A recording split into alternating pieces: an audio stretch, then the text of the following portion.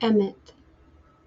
There are only letters, and everything that we see is a combination of those letters. So someone who is wise will be able to draw light even out of darkness, because mercy is just judgment backwards. Darkness is just a switching of light, a reversal. So we shouldn't live in fear when we have this knowledge. Nothing can keep us in bondage. We can call those hidden things out. So everything is coming from a pure place. There is only God. And these things that we would call negative are just something that is a very large distortion. It's very much distorted from who God is, but it all can just be put back in order. It can be revealed, that inner aspect of God that it comes from, that is still within it. So we shouldn't fear anything. Anything can be overridden. Like, how can I be evil spoken of for that which I give thanks? So you shouldn't fear all of these devices. Everything is coming from a pure place. Everybody, their initial intent, that initial seed within them is coming from a pure place, but they might have so many filters on them that it's hard for most people to see that inner goodness. But someone who is pure will only see pure. Love is all there is. So you do not need to ask, do I love this person? Do they care about me? You love everybody, and everybody loves you. You just need to connect with that. If we remove the filters of everything, then love is all that there is. Keter, Hakma, Bina. Crown, wisdom, understanding, or the crown could be knowledge, da'at, because the Son is the exact representation of the Father. To see the Son is to see the Father.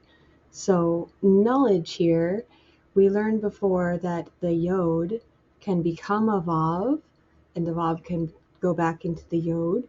So that seed develops downward to become a Yod, and it can go back to a Yod. So you're going to have one or the other here. There's only going to be 10 Sefirot. So if we put Da'at here, then technically the crown would not be showing, because they're together.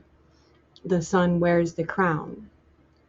So these are the three horizontal lines. We have one here, and one here.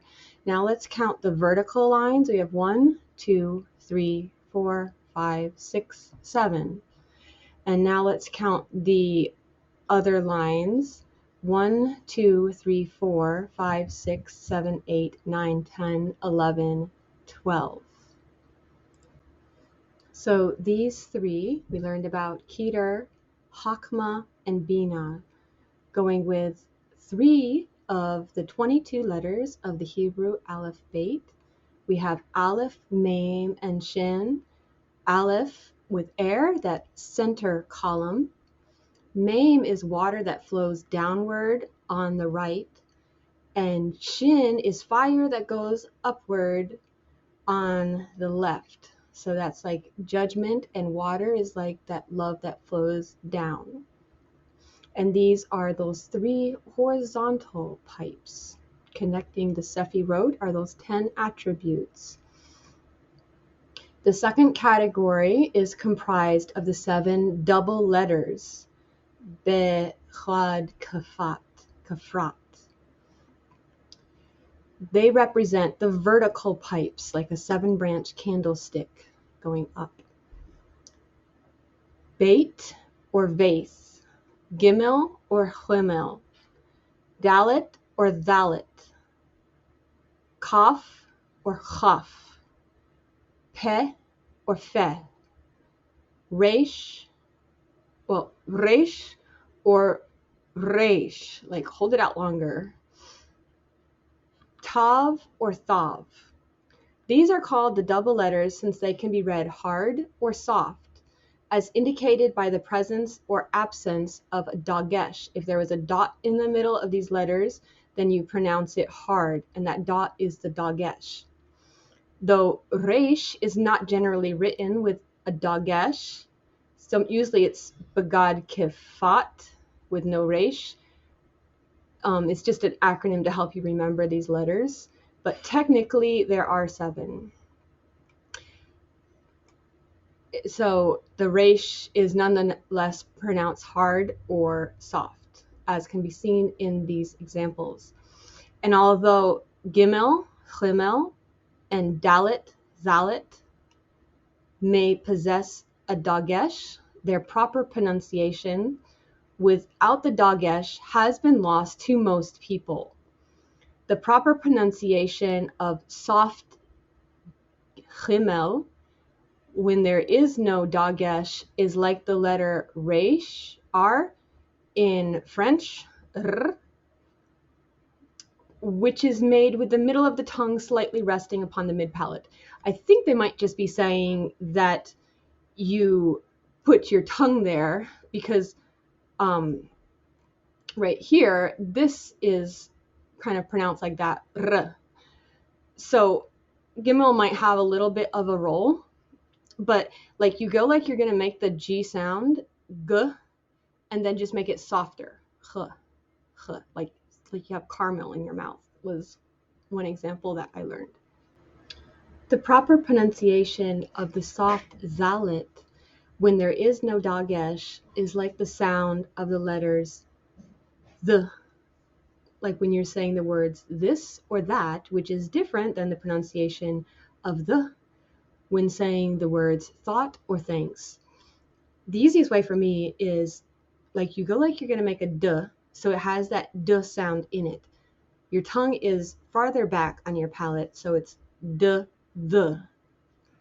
And then if you're making a t, your tongue is forward more, so it's t, th, th, without a duh sound to it, th.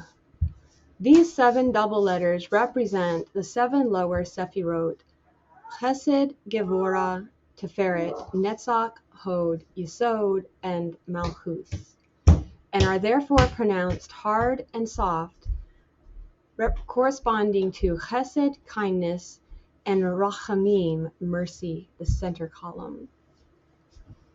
Since these represent the system of justice, they also possess kindness, as indicated by the soft pronunciation of these letters. Mercy is indicated by the hard pronunciation of the letters, and judgment is indicated by the letter itself.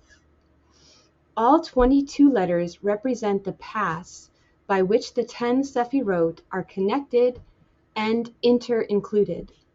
The 3 mothers, Aleph, Mem, and Shin, represent the horizontal paths. The 7 double letters, Begad Kefrat, represent the vertical paths, and the 12 simple letters, all the rest of the letters, represent the diagonal paths. The third category of letters consist of the 12 remaining letters, which represent the diagonal pipes. Hey, Vav, Tzayin, Chet, Tet, Yod, Lamed, Nun, Samek, Ngayin, Sadik, Kof. The 22 letters represent 22 primary creative forces that are expressions of the 10 Sefirot. All subsequent conducts and forces arise through combinations of these. There are 231 possible 2-letter combinations. These are called the 231 gates. These 2-letter combinations are the primary foundational roots of the Hebrew language. However, for actual language to occur, there must be 3-letter roots. being that almost all words in the Hebrew language are made up of 3-letter roots, we see that the 2-letter combinations are the roots of the tree. 231 units are in forward order, indicating kindness, and 231 units are in reverse order, indicating judgment. So there you have it. We finished chapter 3, so we can get on with Genesis, the second day. And I hope you see how everything is made with letters. And the more you kind of distort these letters, the more it gets further from love, from kindness, then it just appears in a different form out of necessity, or like the will of God. But ultimately, there's just HaShem, and just rearranging that produces these different things that we see. So we could ask, should you be left, or should you be right? And here is our image. So here is the seed. That's Hakma. And here is where creation is constantly being renewed. That's creativity. You get that spark of inspiration. That's that male aspect. And when you develop it, this is Bina. So this is like heaven, and this is kind of like earth. Bina is very much connected to the kingdom, the earth below. That's in darkness, is like the daughter, and they kind of interact with each other to kind of interchange a little bit. So creation is always being renewed by the seed. It's always reproducing after its kind. So we always have this cycle. We have life, then we have death, light, darkness. What side should you be on? Shouldn't you just like be creative, like a male aspect, or be developing that like a female aspect? And the answer is you should either be both or neither. Like in Messiah, there's not male and female. We're not picking sides. We realize that all is one. And I also wanted to mention that verse that without the word, nothing was made that was made. But creation constantly being renewed. So it keeps going back to the seed. The seed dies. So it's like you surrender your dream, but then your dream is still there. So you do want to be who you are. God made you with this design. You need to reproduce after that design. So it's this balance here. But what we don't see, like the further out I would pull this, it would be balanced on the other side. Like in politics, when left has a very far argument, then the other side needs to respond with something equally far off and extreme in order to balance that. And the closer there can be with compromise, with similarities, recognizing that we're all on the same team, like we're coming closer together. But what you do not see is this invisible line in between the two. And this is where God is, like where mercy is.